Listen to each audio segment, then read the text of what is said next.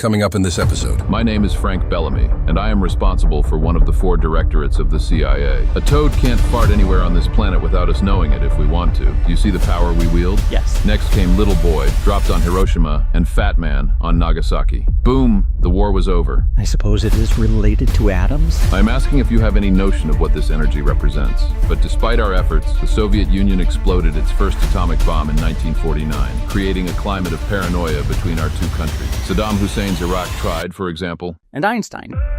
Did he accept the request?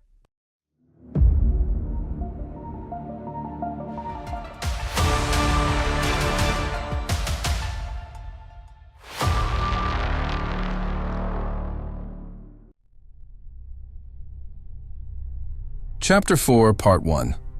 The silhouette emerged from the shadows through a side door and slowly approached the mahogany table. Tomas and the 2 Americans were almost frightened to see him emerge from the void like a specter, a ghostly figure that had unexpectedly materialized in the room. He was a tall, well-built man with icy blue eyes and salt and pepper hair cut short. He wore a dark gray suit, looked to be about 60 years old, but remained lively and muscular. The wrinkles at the corners of his eyes etched his hard and impenetrable face with age. The stranger lingered in the shadows, still motionless, his eyes squinting as if he were probing the situation, as if he were dissecting Tomas. After a long moment, he pulled out a chair and took a seat at the table, his cold, shining eyes fixed on the Portuguese man. Good evening, Mr. Bellamy. Hello, Greg. Aren't you going to introduce your friend? Sullivan obeyed immediately. Tomas, this is Mr. Bellamy. Good evening. Good evening, Tomas. Thank you for coming. This is Mr. Bellamy. He came here specifically. Thank you, Greg. It's my turn now. Yes, Mr. Bellamy. The American with the piercing gaze remained in his chair for a long moment, in the shadows of the room, his attention still fixed on Tomas. The heavy silence was broken only by his deep breathing. His imposing presence inspired unease, even fear.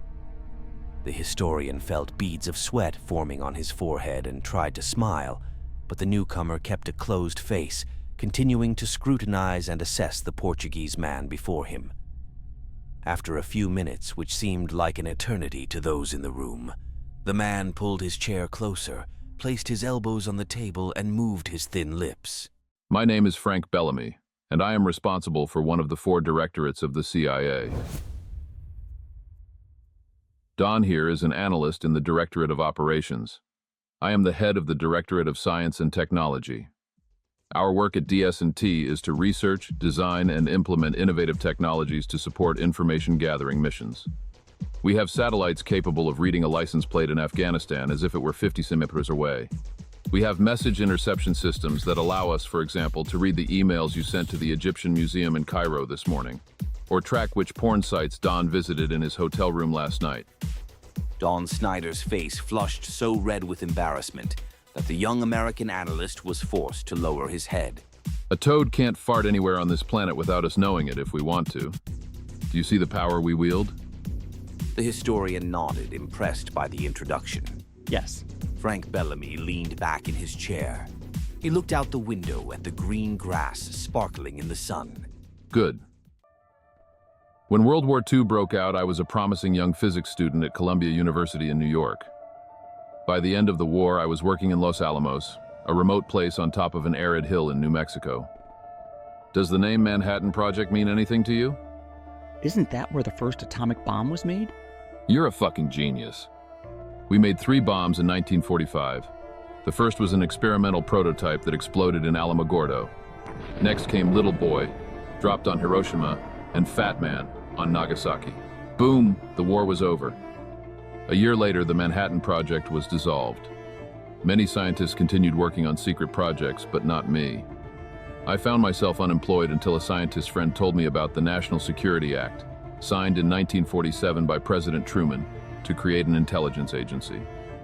The previous agency, the OSS, had been dissolved at the end of the war, but the fears inspired by the expansion of communism and the activities of the KGB made America realize it couldn't remain idle.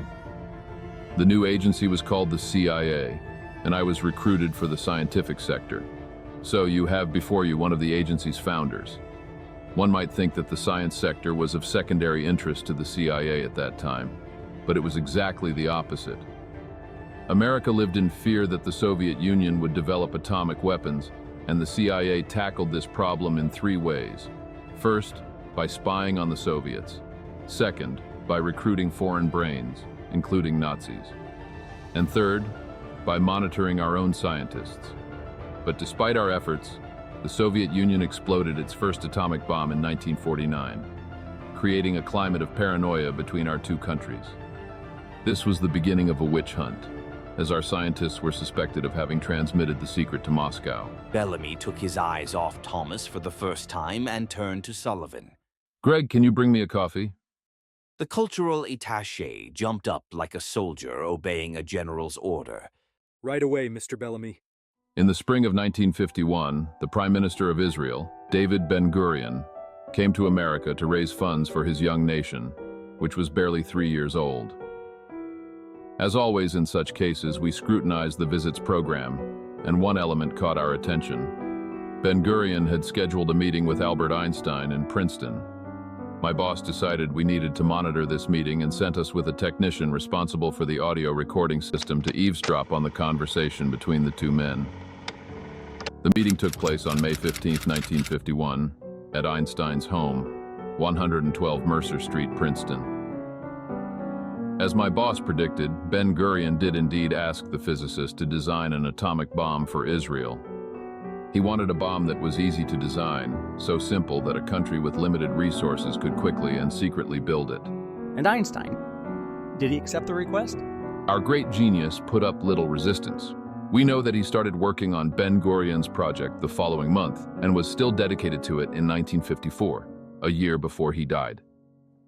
Professor Nerona, do you know what type of energy an atomic bomb releases? Nuclear energy? Yes. Do you know what this energy consists of? I suppose it is related to atoms? Everything in the universe is related to atoms, dear Professor.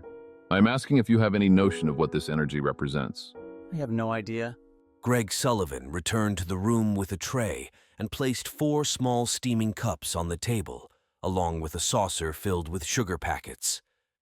The CIA man took his cup and, without adding sugar, took a sip. The universe is made up of elementary particles. Initially, we thought these particles were atoms, hence the name. Atom comes from the Greek meaning indivisible. Except over time, physicists discovered it was possible to divide the indivisible. They found that even smaller particles existed. Protons and neutrons, which assemble in the nucleus of the atom, and the electron, which orbits around like a satellite, but at an incredible speed. Imagine that Lisbon were reduced to the size of an atom. In that case, its nucleus would be about the size of one of your footballs, placed in the center of the city. And the electron would be a small ball orbiting within a radius of 30 kilometers around that football, capable of circling it 40,000 times in less than a second. Wow. This is to give you an idea of the emptiness and smallness of an atom. But if atoms are made up of so much empty space, why, when I hit this table, does my hand strike it instead of passing through it? This can be explained by the forces of repulsion between electrons and by something called the Pauli exclusion principle, which states that no two atoms can have the same quantum number. Oh. This leads us to the question of the forces present in the universe. All particles interact with each other through 4 forces: the force of gravity, the electromagnetic force, the strong force, and the weak force. The force of gravity, for example, is the weakest of all, but its range of action is infinite.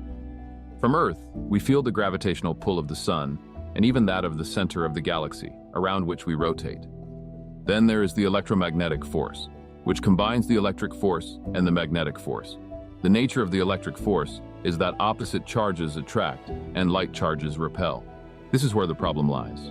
Physicists notice that protons have a positive charge, but the electric force implies that light charges repel each other. So if protons have light charges, since they are all positive, they must necessarily repel each other. Finally, it was discovered that if you magnified protons to the size of a football, even if you wrapped them with the strongest possible metal band, the repulsive electric force would be such that this metal band would tear like tissue paper. This is to give you an idea of the strength of the electric force that pushes protons apart. And yet, despite all this repulsive force, protons stay together in the nucleus. Why? What extraordinary force could surpass the powerful electric force?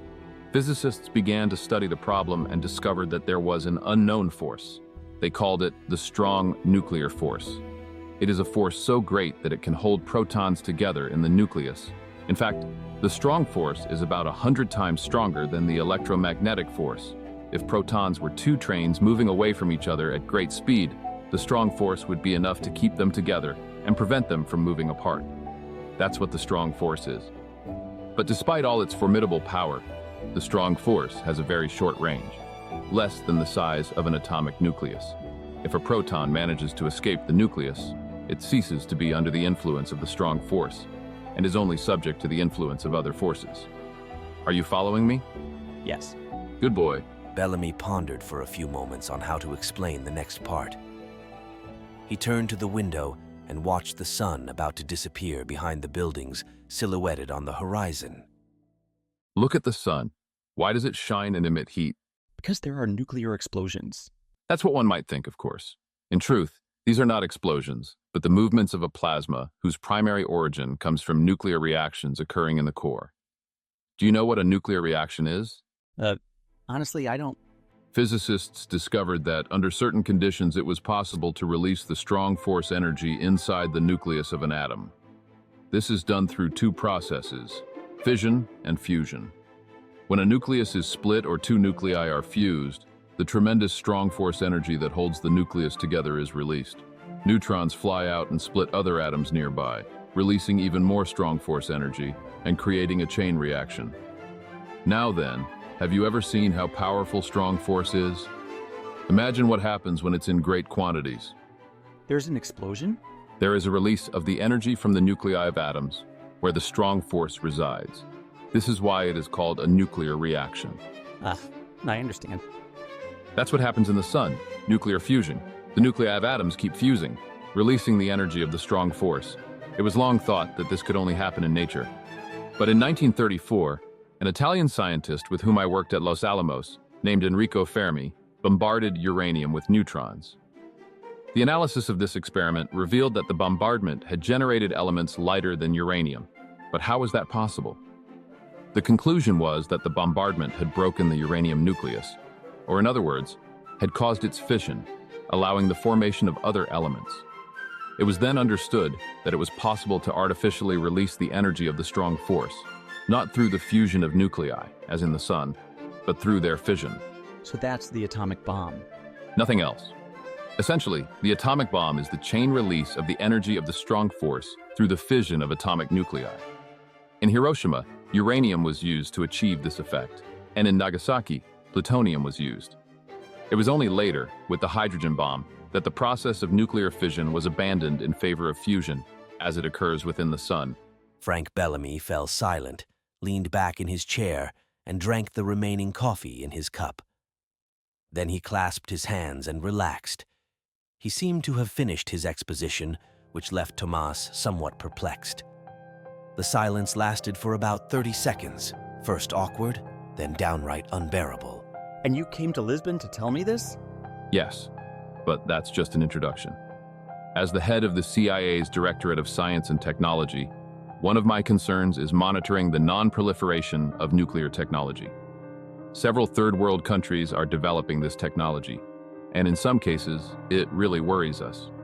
Saddam Hussein's Iraq tried, for example, but the Israelis claimed that they destroyed their installations. Right now, our attention is focused on another country. He pulled a small map out of his notebook and pointed. This one. Tomas leaned over the table and took a look. Iran? If you're enjoying this story, make sure to subscribe and hit the bell icon so you'll be notified as soon as we post the next chapter. Don't forget to like and leave a comment below. I read them all.